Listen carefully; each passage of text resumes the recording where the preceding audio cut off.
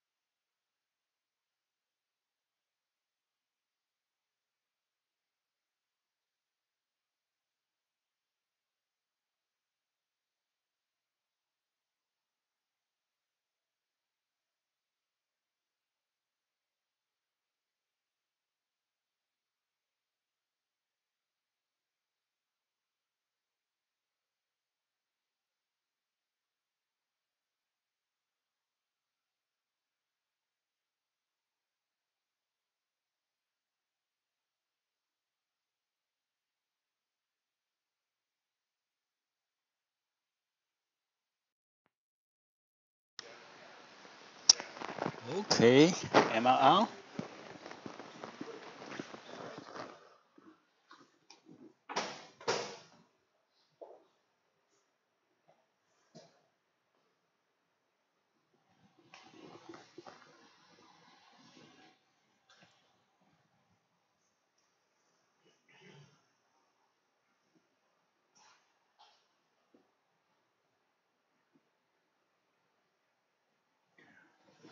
All right. Let me see. Okay, this is CH King, and this is the Silicon Valley Fourth Interest Group, our June meeting. Okay, I think we've missed everybody 1 month because we went to Makers Fair. And we had people will ask, were you successful? I said, no, we don't know until this meeting. If we get new people coming to this meeting, then it was a success. If we don't have anybody showing up, well, it's got to be a failure.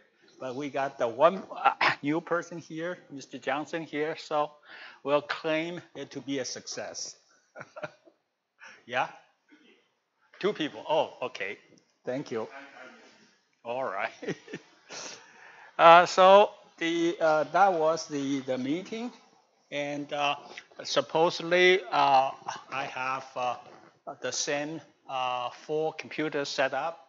So if there are new people want to try the tutorials, you are welcome to use the computers.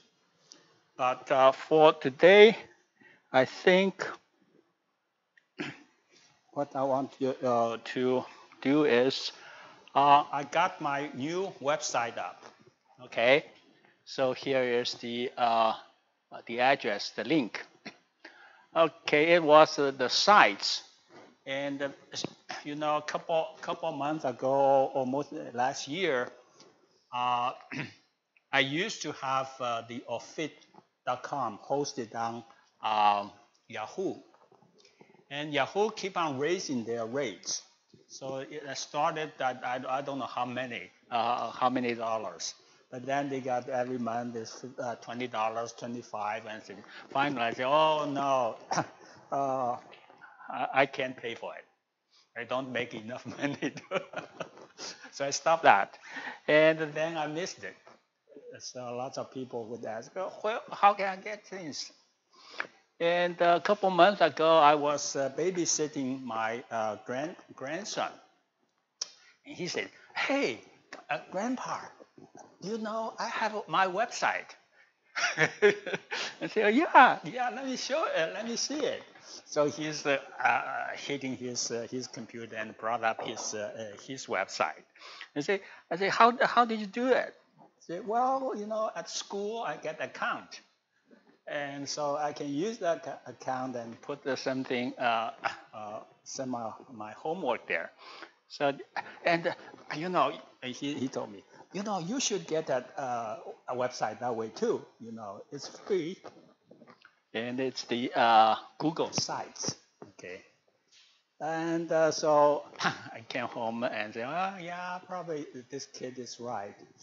I should have my website if it is free. If it is usable.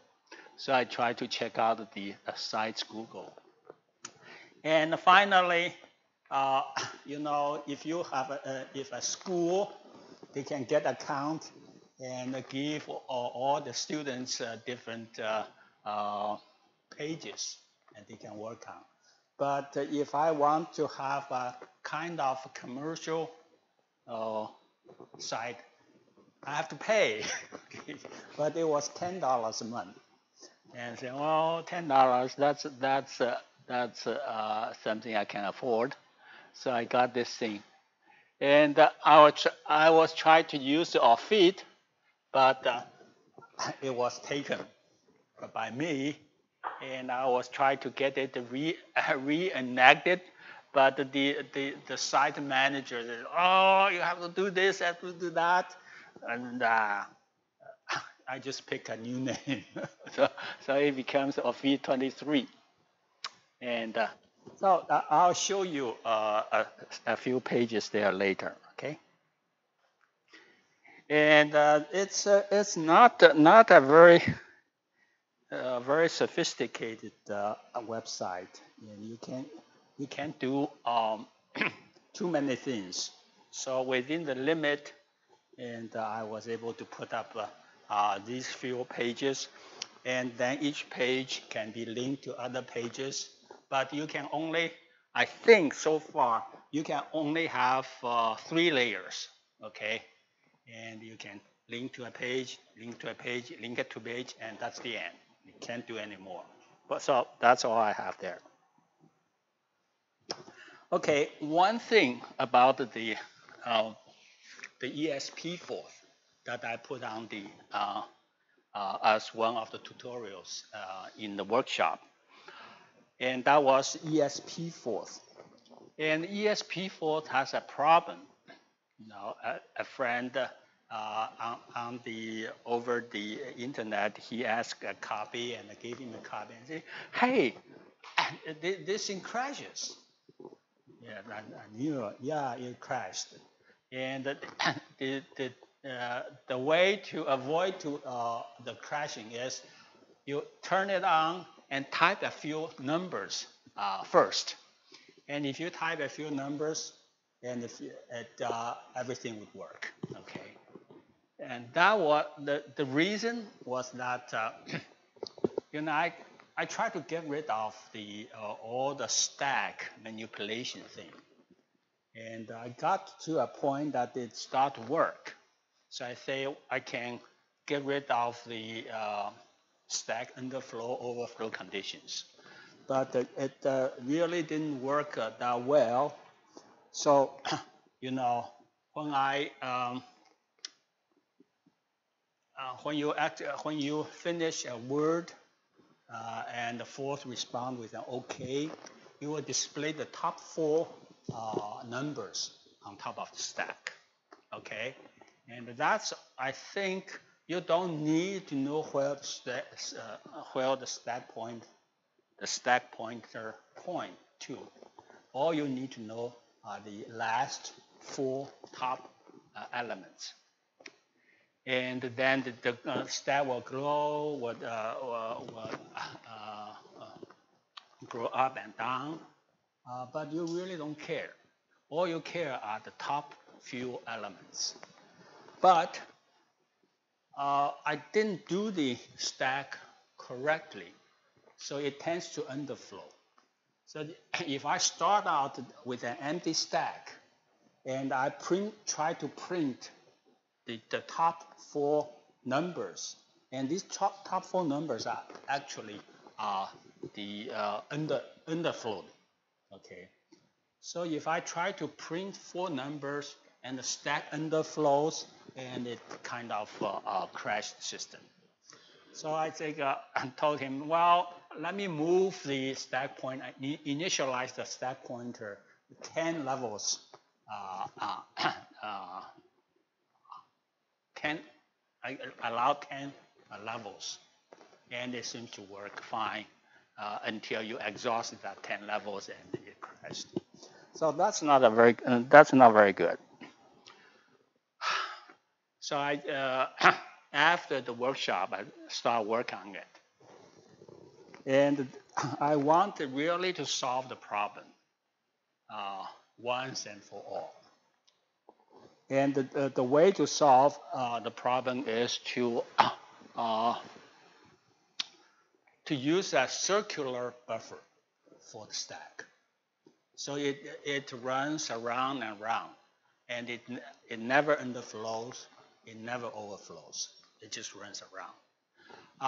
If you override some useful things when you turn around the circular buffer, you get wrong answers, okay? But the system will never crash. Okay. But to fix ESP4, I need to go back to fix the original 4 system that I wrote in C. So that's the CE Force 1.0 and CE Force 2.0. 1.0 uses 33 primitives, and 2.0 use 67 primitives. And they were written in GCC, use GCC compiler and on the SIGWIN system in Windows 7. So I decided to move everything into the Visual Studio community. It seems to be a very capable IDE. And I changed the stack to 256 levels and make it a circular buffer. Okay, so I need to fix that because ES4 was derived from these two systems. I thought, I can fix ESP itself, but I need to fix these two versions anyway. So I start working on these two systems and get everything work. And the stack, I think this should be a good model for stack design, hardware stack design. For however many cells you want to use a pointer, and that pointer is limited your access to this buffer. So if I use a 1 byte stack pointer and allocate 256 cells for the stack, then it will never overflow or underflow. Because if this is a 1 byte stack pointer, when it overflows, when it underflows from 0, it gets into FF. And when it overflows from FF, it goes back to 0. So there can never be underflow or overflow conditions. And this is, I think, quite significant in the design of a force system, because they are in the E-force system. I had to use 66 specific primitive instructions to handle, to manage the return stack and the data stack. And that doesn't seem to be a lot, but it's more than 10% of the primitives in the E-force system. So if you can eliminate these stack management words, things get much simpler. So that's what the design. And for a long while, this doesn't work, and the system seems to leak. Okay, I use 1 byte of pointer. It should never point to anywhere other than this circular buffer. But it did, okay, and it did very often. And the reason was that it's leaking. The C compiler is leaking.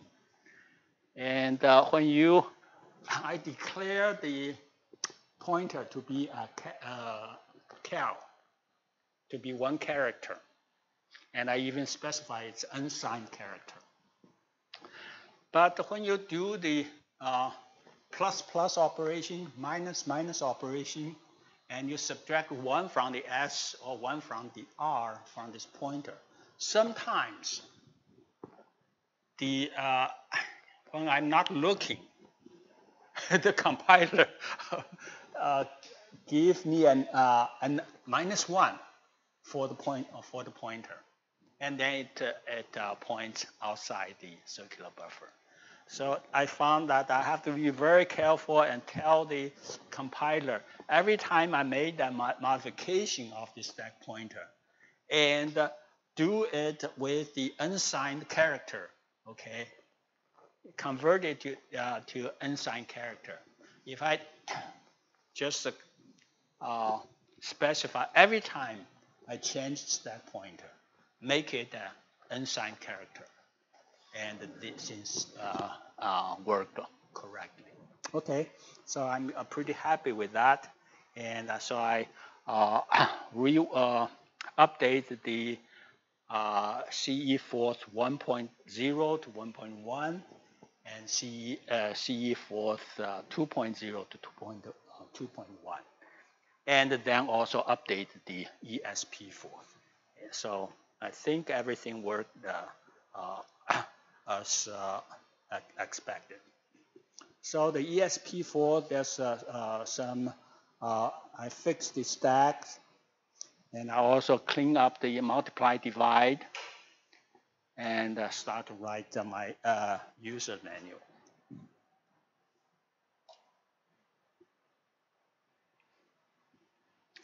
Okay, let me show you.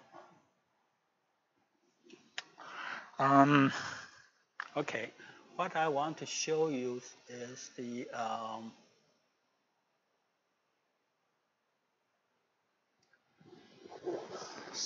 CE Force in the Visual Studio.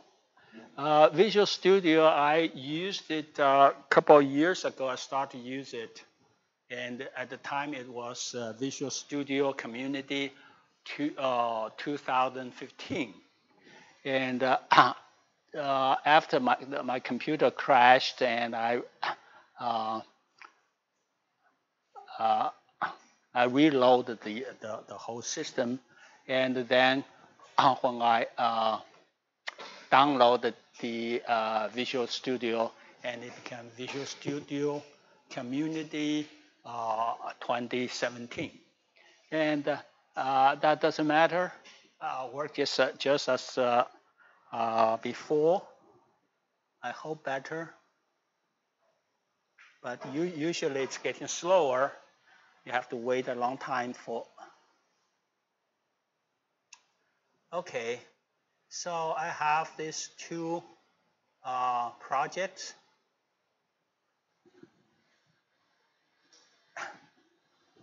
So the CE Force 2 version 1 uses only 33 primitives, and version 2 uses 67 primitives.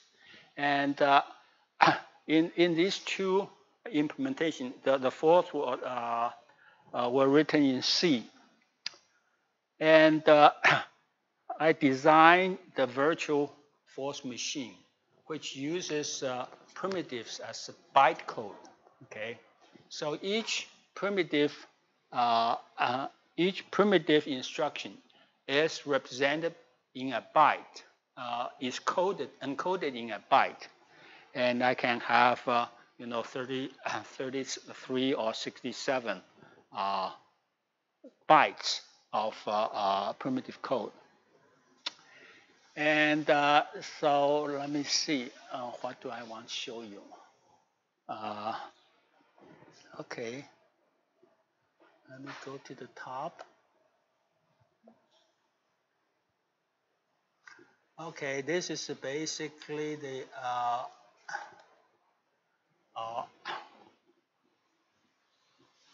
stuff involved with virtual machines. So I have declared two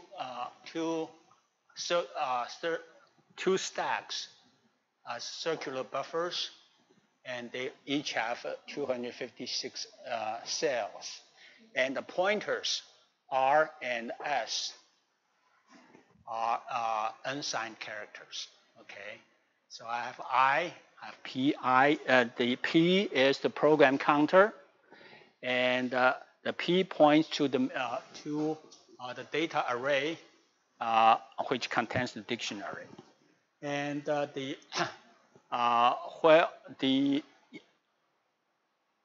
virtual machine would execute the bytes, the byte code pointed to by the P register. And where the P register points, I usually read all 32 bits from that location, and there are 4 bytes in the 32-bit word And these 4 bytes or 4 instructions are stored in the I1, I2, I3, and I4, 4 slots. And there's a clock which runs. The virtual machine is a stack machine. The virtual machine has a finite state machine. Okay, the finite state machine. Every time you run through it, the clock is incremented. And when the clock is incremented, the least significant 3 bits are pointing to these 4 different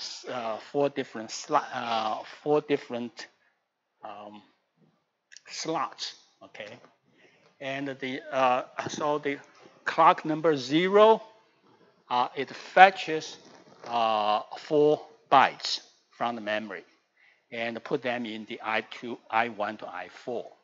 And then clock number 1, you execute the instruction in I1. And then clock 2, you execute I2, I3, I4. Okay, so this is the the virtual force machine. And actually, I can show you this finite stack machine.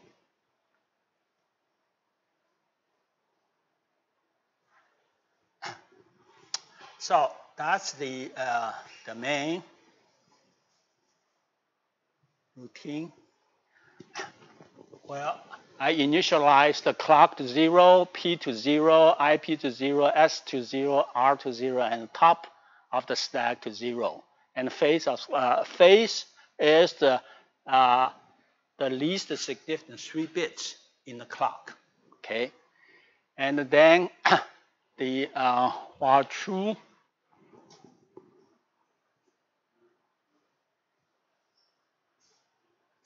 Okay, so this is the finite state machine. So every time you run through, the clock is incremented by 1. And then you take the least significant 3 bits in the clock, and that's the phase.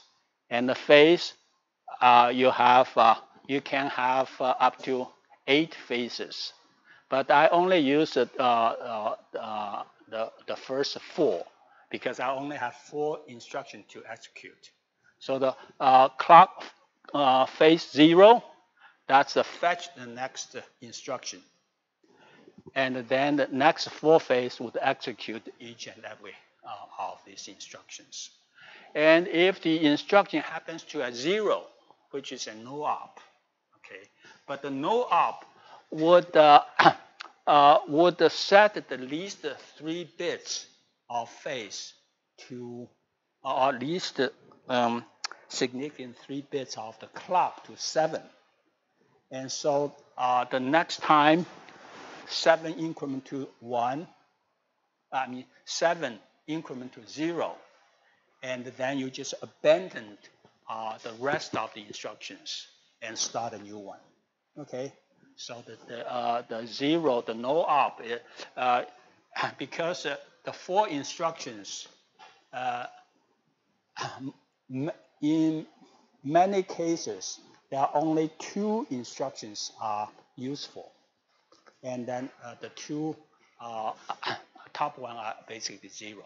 So when you encounter the first 0, you just abandon the rest of it. Okay, and so this way you can very efficiently execute 1 or 2 or 3 or 4 instructions in 32-bit instruction word. So this is the very simple virtual force engine implementing C, I think. And the rest of it is basically in the virtual machine, it is all the instructions that you have to code here. So here is a table of all the instructions. So when you get a byte code, you go to this table and from that byte, pick up the correct instruction for execution. And each of these token are actually pointing to a specific C routine to execute. So this is the this is how the virtual force machine executes bytecode. Okay, and the bytecode is arranged in this execution table. And then these are all the instructions. You know, most of the force instruction can be expressed very conveniently with C code. So C and force is not that distant apart.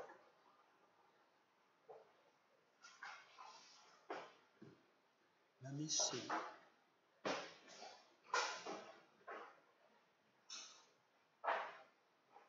Oh, okay.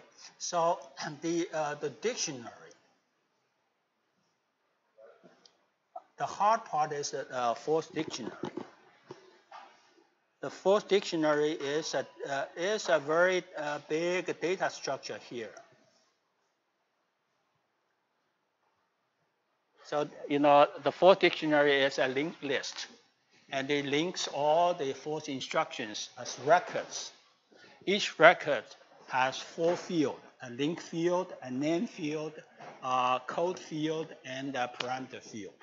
So you need all these 4 fields to for the force interpreter to work, to search the dictionary for a particular word and find out how to execute that particular word.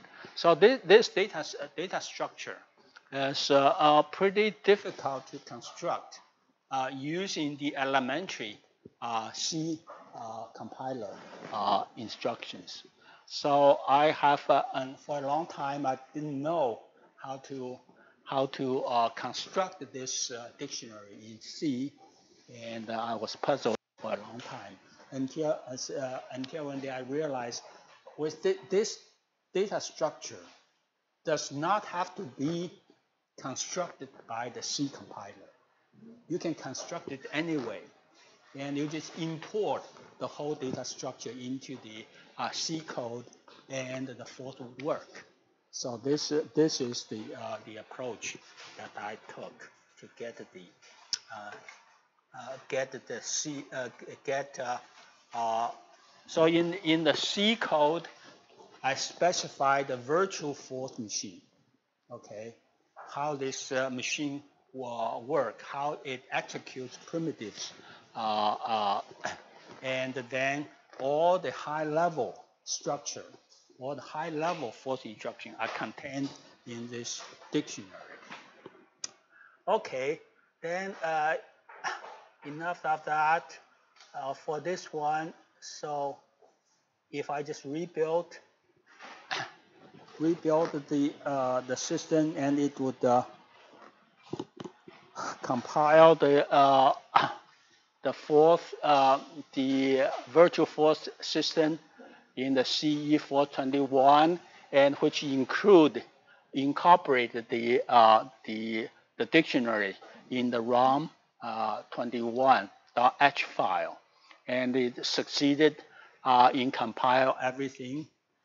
And so a very nice thing here in the Visual Studio is the debugger.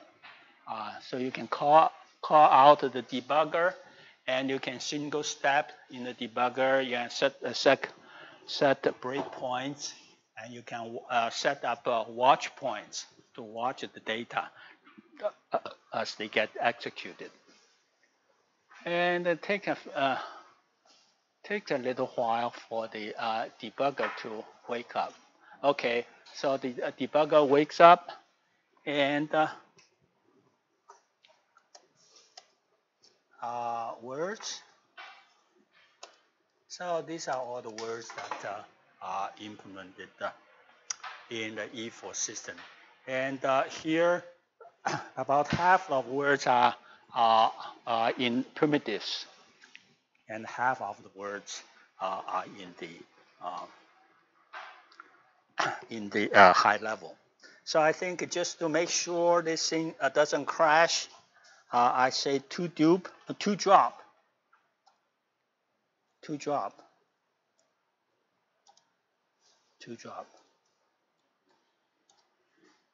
and you can drop it, and it doesn't crash. Okay, it doesn't underflow because the pointer just wraps up, and all the stack information are confined to this 256 byte, 256 word circular buffer. Okay, I think that's as much I have for this morning, unless you have questions and about the workshop or anything. Yes. I'm sorry I came late, but you did cover, I mean, this is IoT, right? And you do communicate wirelessly? Yes, yes. It's, I believe that it's 802.16.4 or 5, something like that. But these devices you do have that. Oh yes, yeah. Oh, wow. Yeah. So here all this the requirement, the challenge at the workshop is people will have to turn on and off the LED on the board wirelessly. Okay, right. And they do it basically all the module programmed as servers. Yes. Yeah, yes. servers. Yes. And then we have a UDP client, right. which will send UDP commands, yes. which turn the LED on and off. Right. Yeah. Right. So the I don't understand too much about the network, and I couldn't understand the TCP/IP, but I did understand UDP. Okay, right. So that's very simple. Yeah. Like I've said before, the difference between TCP and UDP is the difference between a letter with a return receipt on the back yeah. versus UDP, which is like a postcard. Yeah. There's no things like video and audio. That's UDP. Something that's really important, like a command or anything like that, usually go down. You do that as TCP. Yeah. So do you get a fourth prompt over Wi-Fi, or? Let me see. Did you do that over USB? Can you type fourth words over Wi-Fi? Here in the ESP4, okay, the design is that the terminal input output and the UDP input output are running in parallel. So the E4 when it is running, it is also always waiting for input. If you type things in from the keyboard, it will get executed. But the terminal input buffer is also accepting characters from the UDP packet. So if you have a UDP packet sent over, it will get executed. But it does not send anything back. Okay, so you don't have the fourth prompt on the client side. So you can send words, but you can't receive. No. But I think that so in the E4 thing, when it is running, and when you have a terminal emulator hooked onto it, you can see the response. Okay, but the response are not sent back. But the challenge is to get the LED to turn on and off, right? Yes. You can see the LED on and off, but you don't need That's to. your pain. Yeah, yeah, yeah. That's right. That's right. Okay. Any comments? Any? Oh, about the Maker Faire. And I think one thing I did wrong was when I, prior in 2011 and 2012, we got the booth twice. And at the time, I applied with SVFIG. So, our booth was listed as SVFIG. But this time, I forgot. And when I applied, I just used CH10 to apply. So the listing was on TIN, not on SVFIG. So lots of FIG member, I think, went to the fair and tried to locate our booth, and they couldn't find it. And that was because I didn't use SVFIG as our applicant. Okay. So next time, I think if anybody wants to do it, I have to be careful about that. And another thing, Andreas, do you remember a big banner, a fourth interest group banner? Anybody know? We used to have a big, Okay. Yeah, I missed that. Okay. If not, we're going to do this next year. We'll raise funds. How much can something like that cost? I think these days it's Kinko's and everybody else. Yeah. FedEx, office, everybody else competing to make these things. Yeah. Probably reasonably priced. Yeah. We So. don't use it that often. I'm in favor of shipping in and getting money up and buying. Yeah. That's something we can consider, because at the booth when we went there and tried to set it up, and we have a small sign, and the SVFIG is very small letters. Okay. So I tried to print out the several pages, FIG, SVFIG, put it up, but it doesn't catch the eyes. Back in the old days, they had pen plotters. You could make big J-size paper. Yeah. Then they started making these inkjet drawing printers. I think that maybe they still make those, but not so much anymore. I think that paper is vanishing. So I think we need. So I put the SVFIG in on top, but it's still not big enough to catch people's eye. You know what would be a good idea is to start writing these things down as email messages to the mailing list, so we can do lessons learned and pass it on to anybody else that's interested in picking up the torch. Yeah, that's right. Okay, great. If you're done and maybe want I'm to do done. some show and tell, Yeah. you can give me the mic and I'll blather a little bit. Yeah, sure. Interwebs audience.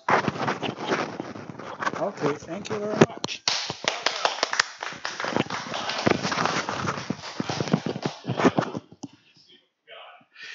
Thank you, Dr. Tang, and I'm Kevin Appert. I'm the program chair and other pieces of furniture at need. I wanted to mention a couple of things that, besides Maker Faire, that we could do to push the ball down the field in terms of getting a little bit more brand recognition. If any of you have good ideas for emptying Andreas's closet of books, or perhaps ideas about things that we could do with that material, talk to me or talk to Andreas.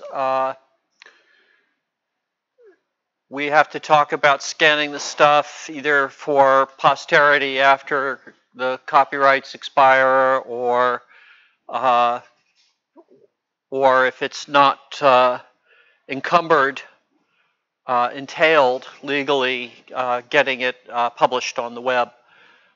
I would like to ask, if you're looking at this, or if you're here today, I'd like you to ask to subscribe to our internet videos. We were talking about presentations in the last fourth day about stuff, and I neglected to mention, oh yeah, you can go on the internet and YouTube has that particular video of that particular talk, so you can learn all about it. The thing about subscribing is, if you look on the agenda page, it's got this goofy link with letters and numbers that has no significance. If you subscribe, we will get a, we're pretty close. Dennis, do you know how close we are? No. Anyway, we're pretty close to actually getting above the level of subscribers where YouTube will give us our name as our name. So in order to look at our videos, instead of knowing this big goofy string of letters and numbers, you can just go to the...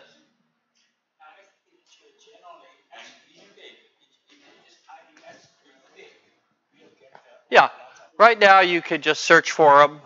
Some of them are not at our page, but once we have a named home on YouTube, we will start moving that stuff in. There have been proposals to make indexes and to edit them somewhat, but I don't think it's practical to start any of that stuff until we have a place to put them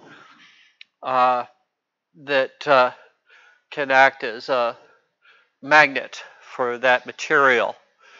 Also, in terms of going to places and subscribing, if you are on meetup.com and you haven't done so already, go to meetup.com and say you're going to be here today, because obviously you are. It's fair to go on meetup.com and say, I'm coming to the YouTube stream because I can't make it in person. And it's fair because I say it is. It's one of these things that helps us along when somebody sees a meeting and there are 2 people at it or 4 people at it. They say, oh, well, obviously they're just a couple of old geezers sitting around a table drinking beer and talking about all. I've thought about bringing beer, and I've decided it's probably counterproductive. But we digress. So if you want beer, just put in your order and I'll bring it. The thing that I'm saying is that if you go to Meetup and the attendance comes up, we can hopefully look better on Meetup. I wanted to mention that I am pretty much decided to encourage people to go to Meetup instead of subscribing to the agenda or the monthly announce list post.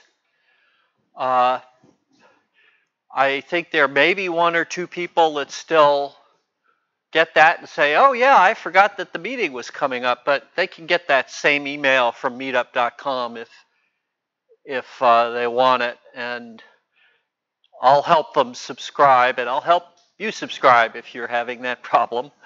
And you can set Meetup so that it blathers at you a very minimal amount. I made a mistake on the Meetup post this month. First of all, I didn't post it a month in advance, which was a mistake. And I sent it out. I announced it with the title being April Meeting, because I had neglected to change it because I hadn't done it in 2 months and forgotten how. So I thought, gee, you know, should I just announce that it's really the June meeting and send an announcement again? And I thought better of it because people don't want crap in their email. Yeah, there you go. John said, April Fool. Let's see. Meetup, YouTube. And I think that if you have ideas for future meetings, I'm grateful for any help about contacting people to speak, or, you know, just tell me about it and I'll work it. I just have an announcement that I meant to bring a whole bunch of old crap that I have, that if you can take it, just take it. If you feel like making a donation for my teaching expenses, that's fine. Otherwise, just take it. I meant to bring this last November and my engine burned up on the way here. And I could only come in a rental car, so I didn't bring it. Next month, I will have a couple of TRS-84P computers, the old sewing machine portables, and a whole bunch of FPGA crap from years ago that if anybody thinks actually it could go out usefully to somebody who's a collector, please do it and just give me a little finder's fee on it. You can, because you're going to have to figure it out. There's a whole bunch of old FPGA exploration things, all kinds of kits, some of the PSOC, you know, various things that we were trying to put forth on and stuff here. So, plus a couple of old computers. And that's it. I wanted to mention that if anybody's desperate to have a Novix chip, or let's see, then there was that company that shall remain nameless that had Chuck building chips for them. I have one of their USB development dongles, and if anybody's desperate to have one of those, There's an S40 see me over at the there break. in a box, also available. An S40 what? What's an S40? Intellisys S40 processors on a chip, the thing Okay. in there. So just play, lunchtime And play, whatever. be civil, don't elbow other people out of the way. No, I guess that's just me. All right. I was just telling my son the other day that I repeated endless times that according to Robert's Rules of Order, a motion to adjourn is always in order, it takes precedence, and it is not debated. So we'll see you after lunch.